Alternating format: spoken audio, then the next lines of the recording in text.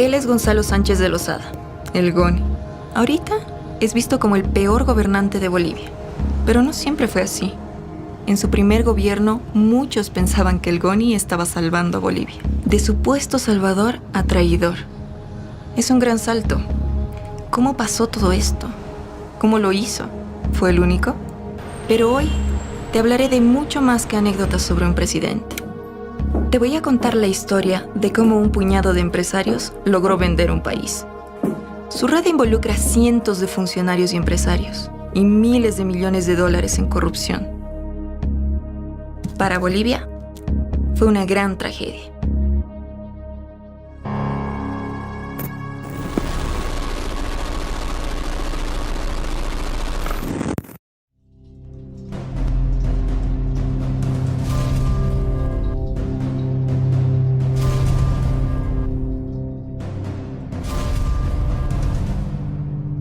Nuestra historia comienza poco antes de 1985.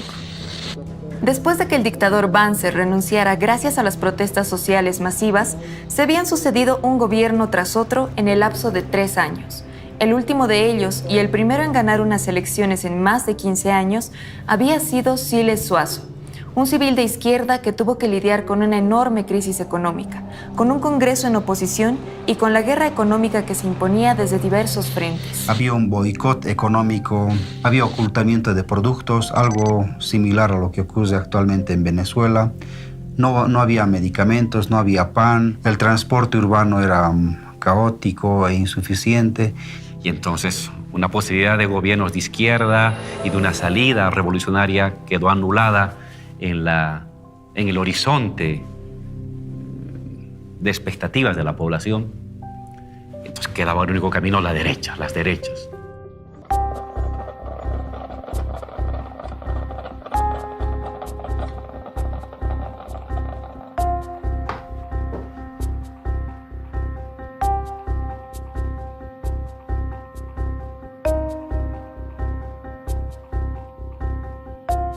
Bolivia estaba estancada, con una inflación escalofriante, incertidumbre, violencia. Y cuando las cosas se ponen mal, siempre aparece un Mesías, que dice que va a arreglar todas las cosas. Como dice el dicho, ven árbol caído y quieren hacer leña. Al que le tocó ese papel fue a Víctor Paz. En 1985 ganó la ADN de Hugo Banzer. Como en ese tiempo los presidentes se los elegía en el Congreso, terminaron pactando para que sea el MNR de Víctor Paz el que llegara a la presidencia. Un elemento clave para entender lo que hicieron estos gobiernos fue la democracia pactada. Los partidos con más votaciones pactaban la elección del presidente. También se repartían por cuotas los puestos en el Parlamento y acordaban las leyes que firmarían. Así, se repartían entre todos el poder y se cuidaban entre todos las espaldas. En 1985, Hugo Banzer de ADN logra el 32.7% de votos, una mayoría relativa. El MNR y la ADN optaron por aliarse en el Parlamento y votar entre los dos para que Víctor Paz Estenssoro asuma el cargo de presidente. Este pacto fue llamado el Pacto por la Democracia, con el que apoyaron el Decreto Supremo 21060, que dictó el despido de miles de trabajadores mineros. Si vemos la década del 70, del 80, la Comebol era la generadora del 70% de las divisas que requería el país. Esta es la importancia de la minería. Éramos un país monoproductor en realidad, y toda su economía con el mundo exterior estaba basada en la explotación del estaño. Una huelga en las minas, una baja del precio de los minerales hacía que tambalea la economía nacional. La política de desestructuración de la Comebol se dictó el 29 de agosto del 85 y la caída del precio del estaño recién se produce en el mes de octubre. Y en ese sentido utilizaron la caída del precio del estaño para señalar que las minas de estaño ya no tenían futuro y que no, con los precios que habían caído en el mes de octubre, ya no había posibilidad de una explotación sostenible siquiera para mantener a los trabajadores.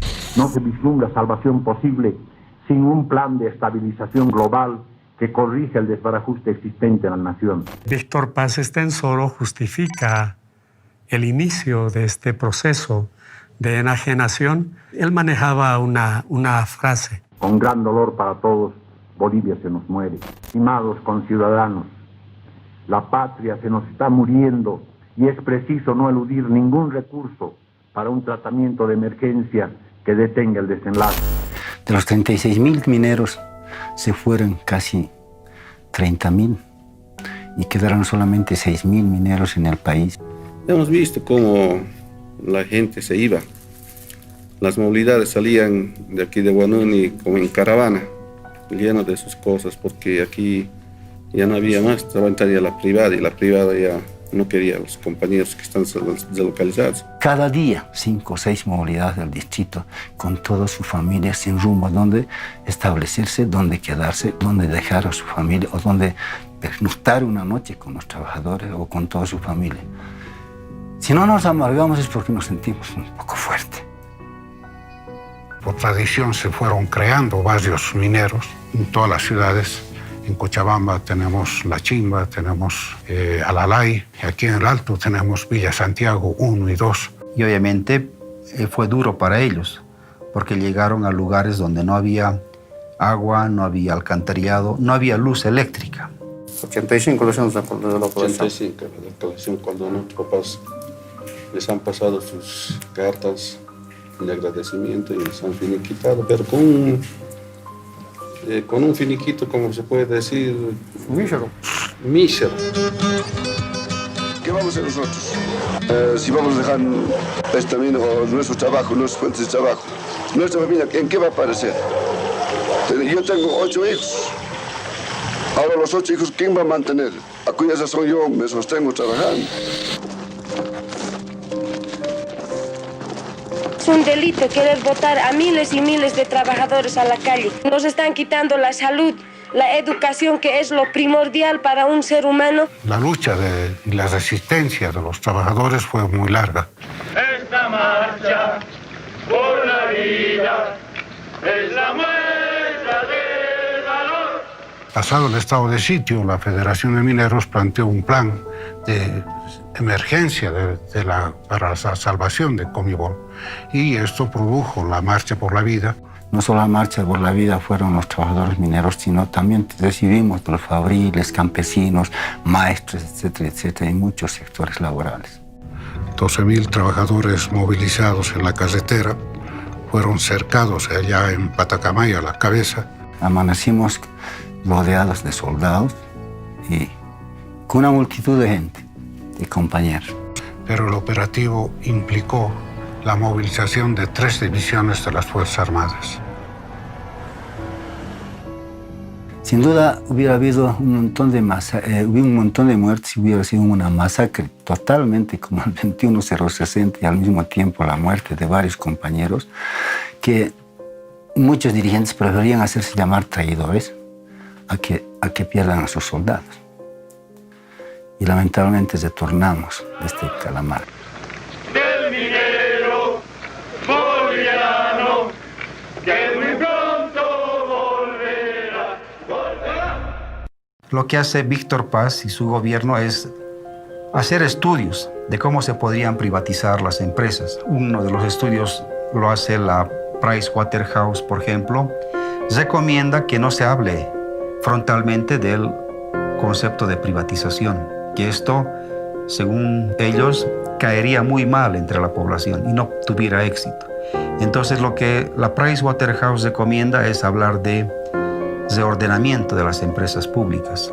Víctor Paz hace los estudios para la privatización, Jaime Paz hace las primeras privatizaciones, aproximadamente 27 empresas, Gonzalo Sánchez de Lozada enajena las grandes empresas del país, pero también las pequeñas y las medianas, aproximadamente 42 empresas que las transfiere directamente a la empresa privada. Hugo Banzer y Jorge Quiroga, que terminan por enajenar las últimas empresas que quedaron. Al quebrantar la lucha sindical, estos gobiernos rompieron la última resistencia organizada que quedaba. La derrota de la Marcha por la Vida marcaría el inicio del mayor ciclo de privatizaciones que ha tenido Bolivia en su historia. El neoliberalismo se introduce en Latinoamérica a partir de un diseño que hacen estos organismos internacionales como el Banco Mundial, el Fondo Monetario Internacional, que hacen un rediseño de cómo debería desarrollarse la economía mundial. La introducción en Latinoamérica del neoliberalismo empieza probablemente en Chile. En Chile, la dictadura de Pinochet fue para cortar una experiencia socialista sangrientamente. Es una dictadura para favorecer a la actividad privada. Este modelo de desarrollo llamado neoliberalismo se va introduciendo muy rápidamente en todos los países de Latinoamérica. En nuestro país se introduce en 1985.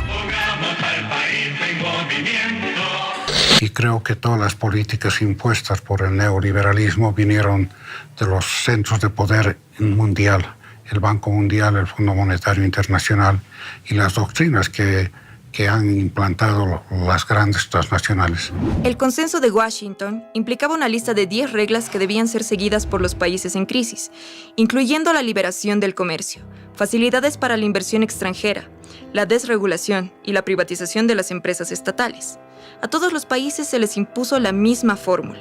Negarse implicaría ya no recibir préstamos ni apoyos económicos. Y Bolivia en crisis, sin plata, acudió al FMI, al Banco Mundial, a todos los organismos que pudo para pedir dinero prestado. Y cayó en la boca del lobo. A partir de allí, sería una caída en espiral. Los gobiernos accedieron a vender todas las empresas públicas y se quedaron sin plata para sobrevivir, teniendo que pedir más dinero prestado con cada vez más deuda pública. En 1989, Jaime Paz Zamora, sobrino de Víctor Paz, se postuló para presidente por el MIR.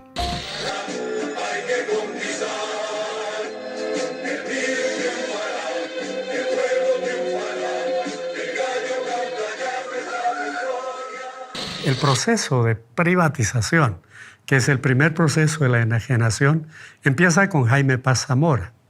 La enajenación es la forma en la que los gobiernos neoliberales aniquilaron las empresas públicas. Había 3 fórmulas: la privatización, la capitalización y el cierre de las empresas públicas.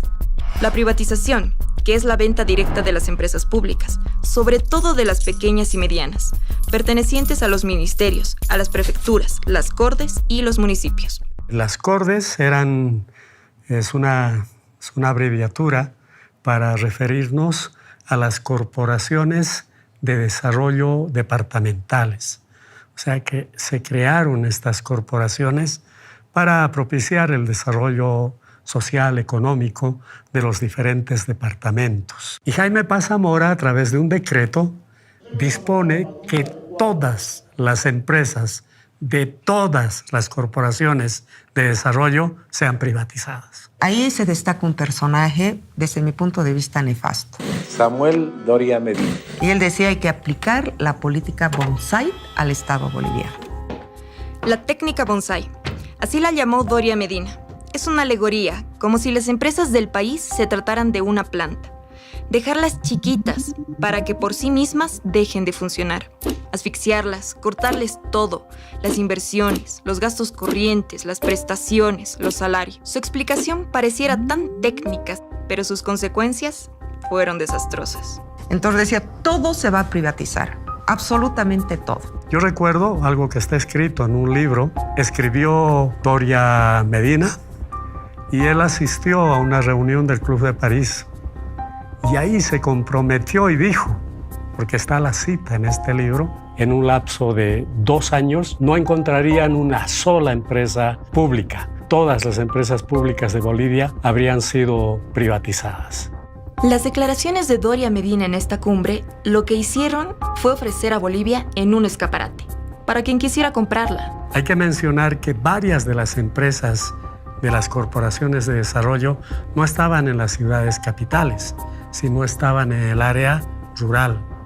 Y el cierre o la privatización, ¿no?, la venta de estas empresas, de las corporaciones de desarrollo, fomentó de alguna manera esta migración de personas que vivían en el campo hacia las ciudades, con las consecuencias que todos conocemos. En el caso de Tarija, se ha considerado la privatización de la fábrica de cemento El Puente. En el caso de Chuquisaca, la privatización de Fancesa. En el caso de Potosí, la privatización de la línea aérea imperial. En Cochabamba se privatizó un servicio básico, el servicio del agua. En el caso de la fábrica de hilandería de Santa Cruz, es una empresa en la que el Estado gastó $70 millones, pero para su venta la pusieron en $7 millones. Pero no la venden en 7 millones, sino en $4 millones, es decir, por debajo de su valor referencial de venta. En Pando, la privatización de la fábrica de cerámica roja. En el Beni, la privatización de la empresa nacional de la castaña. Y en La Paz, la privatización de la fábrica de vidrio nacional denominada Fambi Plan. En el caso de Oruro, la privatización de la terminal de buses como del hotel terminal. En esta investigación se ha tomado un caso específico. Las plantas industrializadoras de leche fueron creadas a partir de 1960 para combatir la desnutrición infantil. Decidieron, en el gobierno de Jaime Paz, privatizarlas todas. Las protestas sociales lo evitaron por varios años, hasta que lo consiguió el gobierno de Gonzalo Sánchez de Lozada. Las 2 PIL más grandes fueron vendidas en paquete a una empresa peruana. Estas empresas valían casi $13 millones. Gloria consigue comprarlas en 8 millones. La empresa decidió poco tiempo después importar más y más leche en polvo de Perú, en lugar de comprar a los productores locales. Por esta razón, los productores nacionales sufren las consecuencias y los precios aumentan en forma paulatina. El gobierno de Jaime Paz privatizó 28 empresas públicas. Si contamos las empresas que fueron cerradas, el número sube a 45. Así comenzó en forma el proceso de privatización de las empresas públicas. Buenas noches. Durante estos últimos 4 años, yo he visitado casi todo Bolivia, siempre buscando soluciones, no promesas, verdaderas y efectivas soluciones. En 1993, el GONI vuelve a postularse por el MNR. Para ganar las elecciones en el Parlamento, se alió con la UCS y el MBL. Este pacto se llamó Pacto por la Gobernabilidad. Juntos elaboraron un plan para vender las empresas públicas más grandes del país, las estratégicas. A este plan lo llamaron capitalización y lo promocionaron con bombos y platillos en el extranjero y por todos los medios de comunicación del país. La capitalización, que es la inversión privada en las empresas estratégicas, la luz, el gas, la minería, el ferrocarril, el petróleo. En el papel, el Estado se mantendría con la mayoría de las acciones y controlaría la empresa. Y con la inyección de capital, las empresas crecerían al doble. El GONI había estudiado cine antes de volverse a la política. Si algo sabía, era de imagen y de publicidad. Por eso se asesoró con los mejores equipos de marketing político. Nuestras empresas capitalizadas están empezando a dar frutos. Bolivia, el futuro está aquí. La capitalización fue su gran éxito publicitario. Bueno, la estrategia comunicacional que utiliza Gonzalo Sánchez de Lozada es la misma para todas las capitalizadas. Sostiene de que las empresas a enajenarse son empresas deficitarias, corruptas e ineficientes. Consideraba que los bolivianos eran unos inútiles, que los bolivianos eran unos incapaces, que los bolivianos casi eran unos salvajes y que los únicos que podían llevar a Bolivia a la modernidad eran los extranjeros, los gringos, para que ellos, con su conocimiento y su tecnología y su cálculo racional, se enriquecieran con esos recursos y dejaran caer algunas migajas a los bolivianos, que nos íbamos a contentar con las cuantas migajas porque éramos un pueblo de pastores. Los bolivianitos, como solía decir ese presidente, nosotros somos chiquitos, pero no menos importantes, ¿no?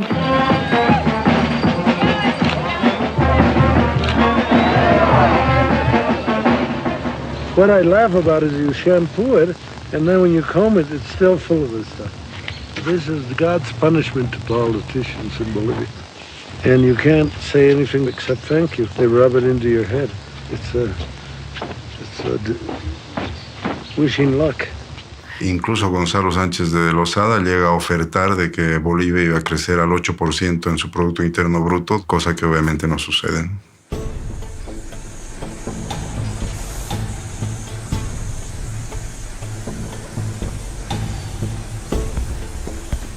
Bueno, YPFB ha sido y es la empresa estatal más importante del país. Yacimientos manejaba toda la cadena productiva: exploración, explotación, comercialización, transporte y almacenamiento. Había dos documentos básicos, ¿no? Que era el contrato de transferencia de refinería y el Decreto Supremo 25502, que es un reglamento de operación de refinerías. ¿Cuál es el problema acá? Esta ley entrega a las transnacionales la propiedad de los hidrocarburos en boca de pozo. Y bueno, se dio un proceso de enajenación total. Bueno, yo trabajaba en la refinería Gualberto Villarroel y se dio el proceso en las refinerías no de capitalización, sino fue una enajenación, fue una venta de las refinerías a la empresa privada. En este caso fue Petrobras la que compró las dos refinerías más grandes de Bolivia. Muchos compañeros que eran, me imagino que del MNR, eran optimistas, ¿no? Decía que la capitalización iba a salvar realmente a YPFB. Pasa esa política y va a ser capitalizada ya con el gobierno de Gonzalo Sánchez de Lozada. De la misma forma, una política muy clara era deshacerse de los trabajadores, ¿no? Se hizo cargo Petrobras. Creo que de la mitad de nosotros se deshizo. Se calcula entre 6.000 a 8.000 trabajadores que tenía. Por no decir aterradores, hemos vivido momentos muy malos. Por detrás de cada trabajador siempre hay una familia. Entonces, no podíamos decir nada. Estábamos en una tensión nerviosa porque había políticos que querían entrar a la empresa y nos llamaban inclusive por teléfono, nos decían, ya falta poco tiempo y yo voy a entrar de tu cuenta al trabajo, ¿no? Entonces, si no aceptábamos eso, nos retiraban de la fuente de trabajo. Ya había el 21060. Bueno, las protestas han sido masivas, ¿no? Se formaron comités de defensa de la patria, de la nación, de los recursos. Bueno, iba más capital a las empresas transnacionales, más utilidades, y se quedaba muy poco, casi nada para el Estado. La capitalización de YPFB fue especialmente desastrosa. YPFB era la empresa que sostenía al Estado boliviano, aportando la mitad de los ingresos nacionales. Ahora, las empresas extranjeras aportarían apenas un 18% en regalías, con cada vez menos ingresos para Bolivia.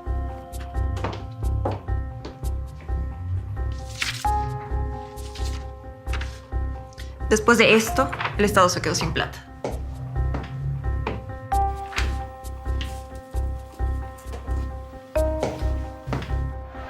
Las consecuencias de todo esto las veríamos unos años después. Por la venta de yacimientos, Manuel Morales Dávila interpone un juicio de responsabilidades al GONI por traición a la patria. Morales Dávila era un académico reconocido, pero era tan fuerte el poder del GONI que el encarcelado resulta ser nada menos que el propio Morales Dávila. El GONI incluso se burló de lo sucedido. Al fin y al cabo, estaría libre durante el resto de su vida. O casi.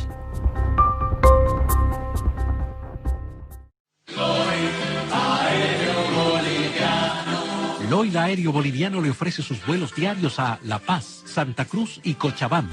Este es un gran progreso, un gran paso y una gran muestra de lo que la capitalización puede hacer en una empresa que prácticamente se nos estaba muriendo. El YOI fue creada en el año 1925 y el principal rol que cumplía el YOI era de integración.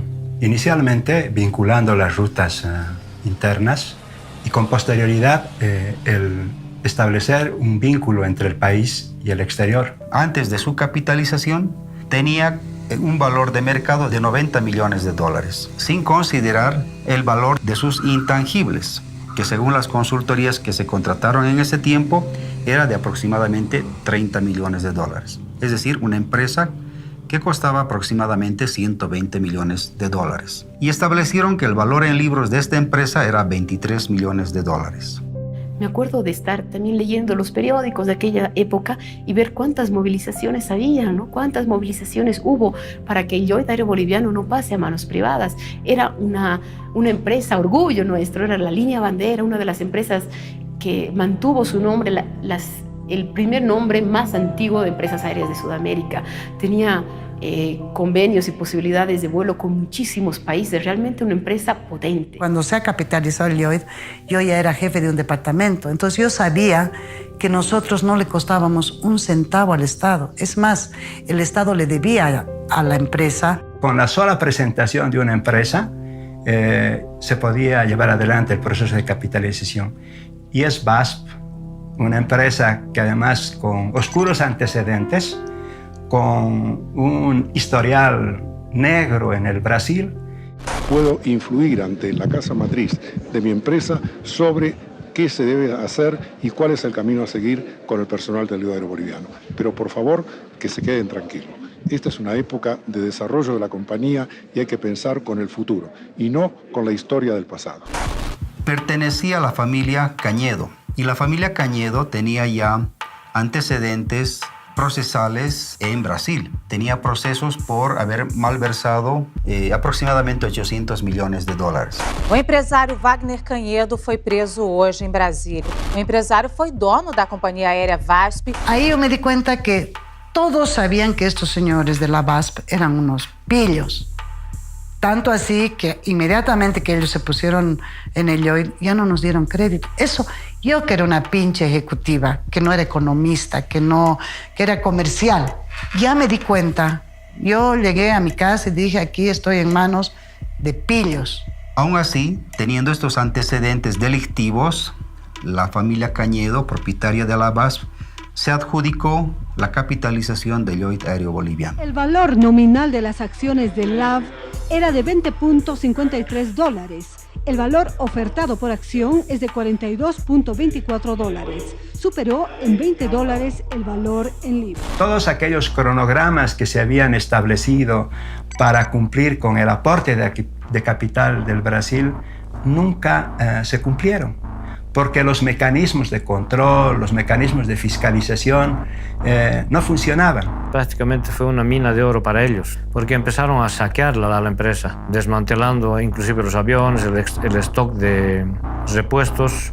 Ellos no han sido capaces de poner un tornillo. En forma recurrente denunciaban de que varios repuestos que tenía el Lloyd Aéreo Boliviano, como turbinas u otros necesarios para la aeronavegación, salían de las despensas del Lloyd Aéreo Boliviano y se iban con destino a Brasil.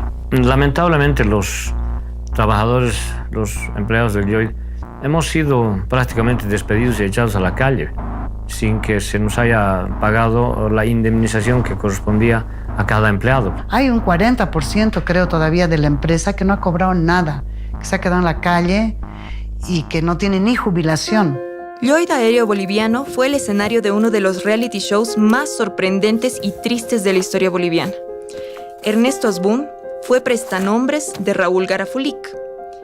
Garafulic lo usó de palo blanco para comprar muchas acciones del Lloyd sin que se enterara nadie. Pero Asbun decidió que si Lloyd estaba a su nombre, entonces él podía ser el dueño. Garafulic lo demanda. Pero, ¿qué éxito puede tener la defensa de una operación ilegítima? Asbun se hace con Lloyd y se autonombra presidente de la empresa. Es de que ahí llega el señor Asbun como intermediario de otro gran empresario. Y luego, aparentemente, este señor Asbun, dicen que le hace la jugada al otro empresario, a uno que tenía un apellido así medio eslavo. Y finalmente no hace lo prometido, que era reinvertir, invertir y todo, sino que agarra la plata igual en una maleta. Sin decir nada a nadie, desaparece con los millones de dólares que nos ha robado en su maletín. Y quién sabe, en esa época habían comentarios de que andaba paseando en las playas del Brasil.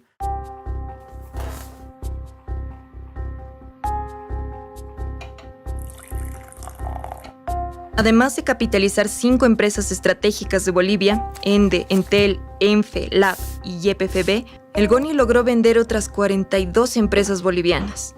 Sin embargo, la mecha de la revuelta social ya estaba prendida.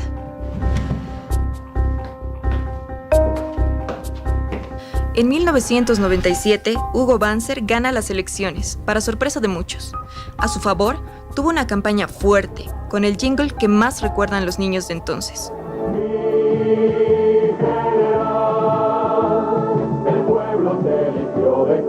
Viene el gobierno de Hugo Banzer Suárez y Jorge Tuto Quiroga. Y ellos deciden, descartamos la capitalización de Vinto, pero la vamos a privatizar. Por un lado, privatizar la fundición de estaño y por otro lado, privatizar la fundición de antimonio. Se inicia el proceso con una licitación a nivel internacional. O sea, gana esta licitación una empresa inglesa que se llamaba Allied Deals PLC y paga por ella $14 millones, 14,7. En realidad recibe de regalo, porque para el proceso de enajenación se contrata consultores, 4 millones, ¿no? Se paga beneficios sociales, 8 millones, ya son 12, ¿ya? Y se invierte en temas de medio ambiente. El año de la licitación, en 1999, 5 millones, 17 millones gastados para la privatización de Vinto. Y Vinto ha sido vendida en 14,7 millones. El valor mínimo de venta de la empresa metalúrgica Vinto Estaño era $41 millones. El viceministro de Minería en ese entonces denuncia que la empresa metalúrgica Vinto, que se ha entregado esta empresa en un precio menor al que debería tener y paralelamente renuncia al cargo de viceministro. Y cuando se la vendió no se tomó en cuenta el mineral que estaba en el circuito de la planta, que eso aproximadamente era $16 millones. Y algo parecido pasa con la fundición de antimonio. Esa fundición tenía como precio bajo, el más bajo, $2.600.000. Paribas, el banco de inversión, da un precio mínimo. ¿Y saben cuánto da el precio mínimo? $100.000. En su periodo, Banzer termina de vender casi todo el resto de las empresas públicas, incluyendo la concesión de CEMAPA, el servicio de agua de Cochabamba. Habría terminado de venderlas si no fuera por la crisis social que se extendió por todo el país, avivando las resistencias sociales.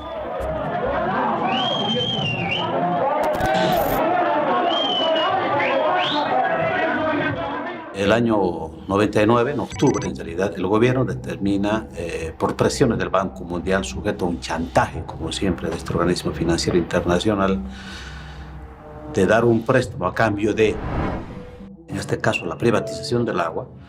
La empresa que tomó en sus manos la concesión y la propiedad del agua fue un consorcio denominado Aguas del Tunari, como una especie de insulto a la población, porque el Tunari es una hermosa montaña que protege a los cochabambinos y cochabaminas aquí en Cochabamba. Y curiosamente una empresa donde en su fachada, yo fui a ver, en la fachada, en el frontis principal de esta empresa, dice: no somos una empresa de construcción civil, somos una empresa para hacer dinero.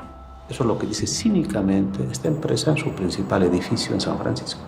Descubrimos que detrás de esto estaba una empresa llamada Bechtel, en cuyo directorio forma parte fundamentalmente de la familia Bush. En la ley, de manera muy sutil, se establecía que estaba prohibido acumular el agua de la lluvia, entonces que el agua de la lluvia también estaba privatizada, que las tarifas iban a subvencionar las posibles pérdidas de la empresa privatizadora, del consorcio privatizador, el hecho de que dos facturas, dos preavisos no pagados por los servicios del agua posibilitaban el remate de la vivienda del usuario.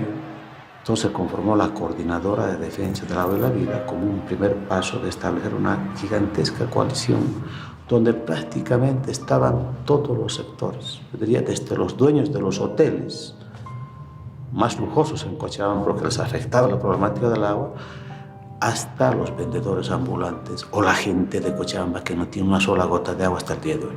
En cada casa, en cada puerta en Cochabamba, en el campo y la ciudad, tú veías barricadas. En cada puerta de una cuadra tú podías ver 100 barricadas. Eso le dio mucha fuerza al movimiento, es decir, lo simbólico. Y la única táctica que tuvimos para comunicar esto fue el tocar puerta a puerta, cara a cara con la gente, informarnos de manera personal, sino era simplemente la voz, los ojos y el corazón de la gente para sentir lo que estaba pasando. Y ante la imposibilidad de dispersar con los elementos tradicionales, como gases, perros, palos y balines de goma, utilizó francotiradores. Y aquí cayeron pues por lo menos 30 jóvenes, todos heridos de bala, con lesiones irreversibles, y murió un joven. Y alguna vez pensábamos y dijimos, ¿por qué hemos perdido el miedo en aquel tiempo? Y la gente decía, porque hemos recuperado la confianza mutua, porque hemos dejado de sentirnos solos. Y cuando uno se siente solo, siente mucho miedo. Pero cuando uno deja de sentirse solo, acompañado, pierde el miedo. Yo repetía un eslogan que decía, el pueblo unido jamás será vencido.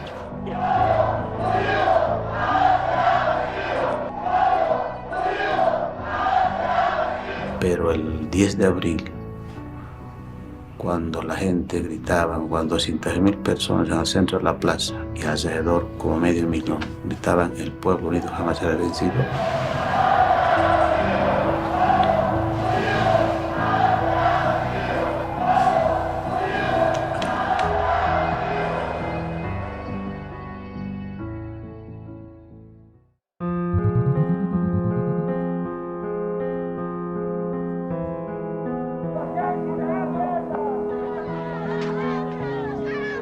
yo diría que la guerra de la coca se genera pues desde el momento mismo en que la DEA establece sus cuarteles en las zonas cocaleras, se establece un conflicto armado, desigual, totalmente desigual contra los compañeros cocaleros. Pero la guerra de la coca se traslada a la ciudad después de la guerra del agua, ¿no? El año 2001-2002, ¿no? Cuando el gobierno decide, en aquel tiempo, el gobierno de Banzer, el mismo que tomó la decisión de la privatización del agua, decide penalizar la comercialización y el consumo de la coca del Chapare. Es decir, en los mercados nadie podía comercializar y menos comprar para el consumo del hoja de coca. Fue una lucha muy dura, hubieron muchos muertos de ambas partes, tanto de represión, militares, policías, como también de los hermanos cocaleros, ¿no? Fueron un referente de valentía, de organización y de firmeza en su lucha. Aquí en la guerra del agua, yo diría, sin los cocaleros hubiera sido muy difícil afrontar de manera muy directa a los organismos de represión. Ellos ya habían tenido toda una historia de enfrentamiento, habían establecido tácticas estratégicas y estrategias en el Chapare, que en la guerra del agua las vinieron a transmitir y compartir con nosotros. Creo que fue un momento muy duro, pero yo diría parte de la historia de este pueblo que avanzaba en la decisión de establecer un escenario político y económico de decisiones soberanas por parte de nosotros. Bolivia necesita más trabajos para resolver la crisis. Goni y Carlos Mesa han firmado un contrato con los bolivianos que los compromete a construir una nueva carretera de norte a sur. El MNR logra una coalición con el MIR, a los que se suma UCS firmando el Plan Bolivia para un acuerdo de responsabilidad nacional. Con esta coalición, el Goni es elegido presidente y Carlos Mesa vicepresidente. Luego obtiene el apoyo de Nueva Fuerza Republicana, de Manfred Reyes. Cuando vuelve Gonzalo Sánchez de Lozada al gobierno, y la verdad es que el país no tenía dinero ni para pagar sueldos, ni para pagar aguinaldos. Deberían recurrir a los organismos internacionales permanentemente. Las arcas del Estado estaban completamente vacías y eso era porque la plata que estaba generando el país por la explotación de sus recursos naturales estaba siendo aprovechada por las empresas transnacionales. Ya lo habíamos previsto en la venta de YPFB. Ese dinero se traduce en hospitales, escuelas, carreteras. Con ese dinero se paga a los maestros, a los médicos y a los policías. ¿Qué pasó cuando esos gobiernos vendieron todas las empresas estatales? El Estado no tuvo un céntimo. El mismo que vendió la capitalización como la forma de salvar a Bolivia, ahora le pedía desesperado a los trabajadores que entendieran su nuevo impuesto. Pero para financiar los fondos de contrapartida que se necesita para desembolsar la ayuda externa, la plata que nos donan, la plata que nos prestan en condiciones concesionales, necesitamos mayores ingresos. Por eso nos vemos obligados a cambiar el impuesto al IVA, el complementario. Si gana 1.000 bolivianos, el impuesto va a ser apenas 15 bolivianos. Si gana 2.000, 140 bolivianos, que es seguro que podemos salir adelante si nos unimos todos y hacemos lo que pueda para que Bolivia supere sus problemas y supere la crisis económica. Muchas gracias por escucharme. Buenas noches.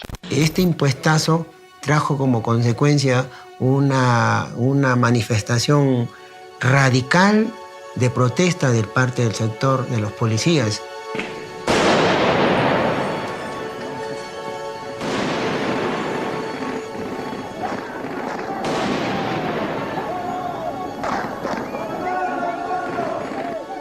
Hay un enfrentamiento en la Plaza Murillo entre policías y soldados y el ejército, ¿no? El ejército que respaldaba a Gonzalo Sánchez Lozada y los policías que estaban reclamando que se les elimine ese impuestazo, ¿no?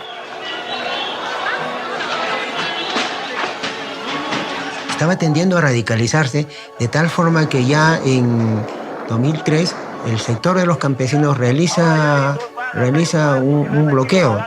Pero bueno, en ese bloqueo en Guarizata el ejército mató a 5 personas, dentro de ellas a la niña Marlene de 8 años, una niña de 8 años que hoy día ya hubiera tenido 22 años. Esta masacre de Guarizata prácticamente era el prolegómeno, ¿no? El inicio de la guerra del gas.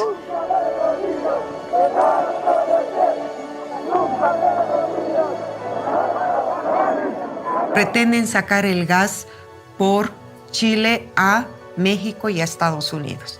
Bolivia hopes to be a supplier of liquid natural gas to Baja California, to California. Y lógicamente sacar el gas por Chile toca el sentimiento nacional de los bolivianos por el tema marítimo, el diferendo que tenemos con Chile.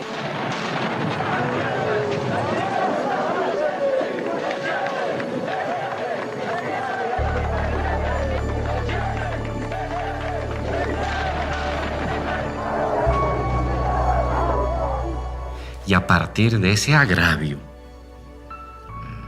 histórico es que se fue construyendo una voluntad nacional popular, una voluntad colectiva de dignidad y de soberanía frente a esta decisión que estaba tomando Sánchez de Lozada. Un domingo, creo que no fue si el 10 o el 11 de octubre de 2003, ya a esa fecha La Paz estaba ya como 20 y tantos días de bloqueo. Bloqueo absoluto donde no circulaba ningún vehículo ni transporte. Y en consecuencia de ello no había gasolina, no había GLP, no había gas. Sánchez de Lozada y Sánchez Berzaín instruyen a la Fuerza Armada trasladar cisternas de GLP y de gas, de gasolina, desde Sencata a La Ceja para que puedan ingresar a la ciudad de La Paz.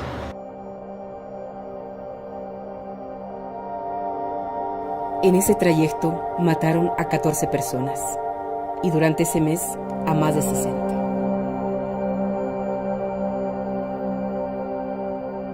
El error más grande fue que Sánchez Lozada deje el poder. Él tenía la obligación y nosotros teníamos, y si hay algún delito por el cual a mí me quieren juzgar y condenar, no necesitan hacerlo, yo me declaro culpable. Bueno, el motivo de nuestra movilización es en contra de este gobierno. Me sorprendí la cantidad de gente que había. Una inmensa cantidad de gente. En cada esquina, los paseños Lo recibían a los salteños con pan, con agua, con refresco. Nos abrazaban. Y ahí me acordé lo que decían los bolivianos. El león dormido se ha levantado. Y ahí comprobé, efectivamente, que el pueblo paceño y alteño se habían juntado. Era la voz unísona que Gonzalo Sánchez Lozada debía salir.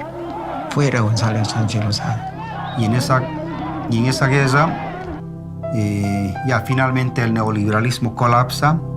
Antes de irse, el GONI sacó dinero del Banco Central de Bolivia y se lo llevó en maletas al huir del país. Renuncia GONI, se va, como ustedes conocen, en un helicóptero con su ministro de gobierno y otros, creo que era su ministro de comunicación, se van al exterior, a Estados Unidos, y asume la presidencia el vicepresidente, que era Carlos Mesa. El pueblo recibió con esperanza a Carlos Mesa. Él prometió, frente a toda esa gente, firmar la ley de hidrocarburos. Poco tiempo después, se retracta. Porque no hay un solo país en América Latina más dependiente que Bolivia en lo que hace a la cooperación. Sabe, señora maestra, le estoy pagando a La Plata una parte de su salario de la limosna internacional que recibo porque extiendo la mano. Por lo tanto, no acepto y le pido a usted, ciudadano, que no crea esa mentira gigantesca e inaceptable de que Evo Morales tiene una ley en favor del país y Carlos Mesa y su gobierno una ley en contra del país. Hacer discursitos de independencia y de soberanía sentado del otro lado del escritorio es muy fácil.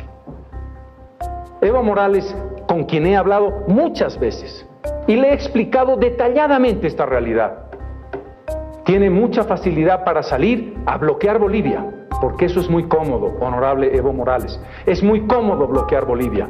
Es muy fácil bloquear Bolivia. Venga usted a gobernar y verá usted lo que es la administración del Estado. Le tembló la mano a la hora de firmar. Al final de todo esto, renuncia. He decidido presentar al país mi renuncia al cargo de presidente constitucional de Bolivia. Es presentar mi renuncia al cargo de presidente de la República. Queda usted posesionado como presidente constitucional de la República. A partir de este momento, a partir de esta fecha, queda nacionalizado todos los hidrocarburos en el territorio nacional.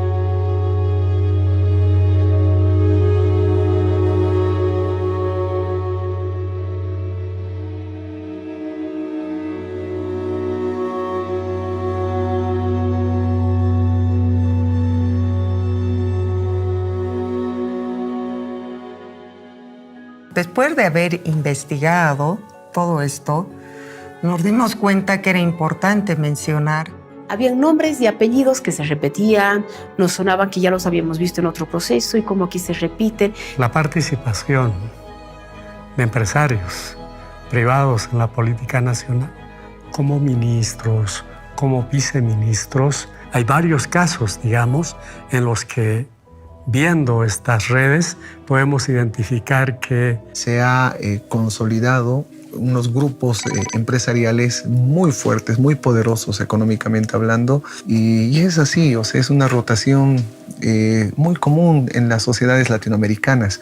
Y varios de esos personajes todavía están vigentes, viven alrededor de nosotros. Uno de los nombres que más destaca de los implicados es el exministro del gobierno de Jaime Paz Zamora, el señor Samuel Doria Medina. Doria Medina fue asesor económico de Jaime Paz Zamora y luego ministro de Planeamiento y Coordinación, desde donde coordinó la enajenación de gran parte de las empresas públicas. También era presidente de la Sociedad Boliviana de Cemento, S.A., de la cual también era el accionista mayoritario. Entre los socios de Soboce figuran Fernando Romero Moreno, ministro de Planeación y Coordinación, y casualmente socio del Citibank y el Grupo Visa, entre cuyos socios también figuraba GONI. Otro socio de Soboce fue Flavio Carlos Escobar Llanos, subsecretario de Desarrollo Socioeconómico, y fungió como representante legal de Doria Medina en la compra de FACEP, en la que también participó Susana Doria Medina Ausa, hermana de Samuel. Giovanni Pacheco Fiorillo, trabajador y hombre de confianza de Doria Medina en Soboce, Fue coordinador en el ministerio de Doria Medina y gerente de FACEP cuando esta fue privatizada. Luego de hacerse con las empresas cementeras de Sucre y de Tarija, Samuel Doria Medina llega a copar el mercado del cemento como empresario cementero durante la década del 90. Entonces el señor Ivo Kulgis, que fue ministro, pero también fue empresario de un medio de comunicación, en el mismo periodo en el que este empresario privado, dueño de uno de los medios de comunicación, que era la Red 1, está fungiendo como ministro de Gobierno de Economía, además del área de finanzas, una de las más importantes en el proceso de enajenación, su hermano, el señor Tomislav Kulgis-Wichner, está como director en empresas capitalizadas, Transredes y Corani, si no me equivoco. Alfonso Rebollo Tenier, el propio ministro de capitalización del GONI, es hermano de Gabriel Rebollo Tenier, personero de Shell, tío de Edgar Sarabia Durnik, secretario de capitalización, y tío de Carlos Sarabia Durnik, gerente de Entel. Sánchez de Lozada era accionista de Comsur, que era un grupo minero bastante grande que después se lo vende a Sinchihuayra, que es una empresa dependiente de la multinacional Glencore de Suiza. Varios socios de Comsur fueron también funcionarios de gobierno, como Óscar Bonifaz Gutiérrez y Alberto Alandia, que fueron presidentes de Comibol, y el propio hermano del GONI, Antonio Sánchez de Lozada, que fue vicepresidente de Comibol, Contralor General de la República y senador. Pero además que ellos se aprovecharon o se apoderaron de yacimientos altamente rentables, prospectados, explorados y en funcionamiento que había dado la Comibol. Estamos hablando de los yacimientos de Bolívar, de Plaipo en Potosí, de San Vicente en el Consejo Central Sur. Y la enajenación de la fundición de Vinto de Oruro finalmente también permitieron que esta empresa caiga en manos de Comsur, que es GONI Sánchez de Lozada. Fernando Salazar Paredes estuvo en el directorio de Guaracachi, en cuyo directorio también figuraba Susana Sánchez de Lozada, prima del GONI. Fernando Salazar fue representante legal de Allied Deals. Es la Allied Deals, una empresa inglesa cuyos orígenes son muy oscuros, pero es esta empresa la que se adjudica en principio. Después, vaya a saber por qué, esta abandona, se declara que entró en quiebra, que sus dueños estaban presos, y en estas circunstancias se aprovecha Gonzalo Sánchez de Lozada y su empresa Comsur para comprar Vinto. Entonces, si se dan cuenta, es una triangulación ahí muy llamativa entre los gestores de la enajenación, los beneficiarios, adjudicatarios de la enajenación y al mismo tiempo dueños de los medios de comunicación. Estamos hablando de ATV, que tenía como su accionista mayoritario el señor Raúl Garafulic Gutiérrez. El presidente del directorio de Canal 9 Paceña Televisión, don Raúl Garafulic. Por ejemplo, fue adjudicatario de la transportadora de energía eléctrica, la TDH, en sociedad con los españoles. Fue adjudicatario de la empresa privatizada, la hilandería de Santa Cruz, Hilancruz. Él, junto a sus hijos, conformaron una empresa pequeñita que se llamaba Santa Mónica Cotton para presentarse a la licitación pública y finalmente adjudicarse Hilancruz. Después de ser embajador en España y hacerse de sus contactos, este empresario consigue contratos en Bolivia para muchas transnacionales españolas: Iberdrola, Repsol, Santillana, Brisa. También Raúl Garafulic se convirtió en socio de los españoles que conformaron la AFP Previsión. Entonces aparece involucrado en una de las instancias privadas fundamentales del proceso de enajenación, que eran los que administraban las acciones de las empresas capitalizadas, ¿no? Del fondo de pensiones. Y dentro de la AFP pues aparecen muchos otros nombres que él ponía en los directorios de las empresas capitalizadas, sus propios socios, sus propios hijos, etc. Uno de los más llamativos es el que fue vicepresidente de este país, vicepresidente en el gobierno de Jaime Paz, también en el acuerdo de la ADN y del MIR, el señor Luis Ocio Sanginés. También tenía un vínculo empresarial muy estrecho con Raúl Garafulic. Aparece en el directorio de una de las empresas privatizadas que se adjudicó Garafulic, que fue la transportadora de energía eléctrica. Aparece en el directorio de la capitalizada Entel, y es director porque es nombrado por la AFP Previsión, en la que también fue parte de su directorio. Garafulic compró Hilancruz, después de lo cual la vende a Andrés Petricevic, ex ministro de Transporte y Obras Públicas. con quien compró también el periódico La Razón y fue director de la capitalizada empresa Chaco. Petricevic era accionista de AFP Pervisión, en donde fue director en 2002. Otros directores de la empresa fueron Carlos Kempf, Manfredo Kempf y Julio Kempf, quien también fue director de Ferroviaria Oriental. Allí también fue director Raúl Garafulic y su hijo, Dieter Garafulic, quien a su vez también fue director de Transredes. En el mismo consorcio aparece Samuel Doria Medina del MIR, con Andrés Petricevic del MNR, con el señor Julio León Prado, que estuvo muy próximo también al MNR, al ADN, el accionista mayoritario de la aseguradora adjudicataria de hacerse cargo de los seguros y también del Grupo Visa, que participó en varios procesos de estos. Podemos concluir diciendo que nosotros hemos identificado 55 individuos articulados entre sí por nexos políticos, empresariales y familiares. ¿Y cuánto fue lo que nos quitaron? Se dieron los recursos naturales a valor cero. Enajenaron el 80% de todas las empresas públicas. Nos quitaron más de 30 millones de dólares en los departamentos. Y por las empresas estratégicas gastaron casi 300 millones de dólares entre consultorías, bonos, etc. Nos quitaron el 119% del Producto Interno Bruto. Las consecuencias se sintieron en todo el país. Deuda, desempleo, migración, despidos.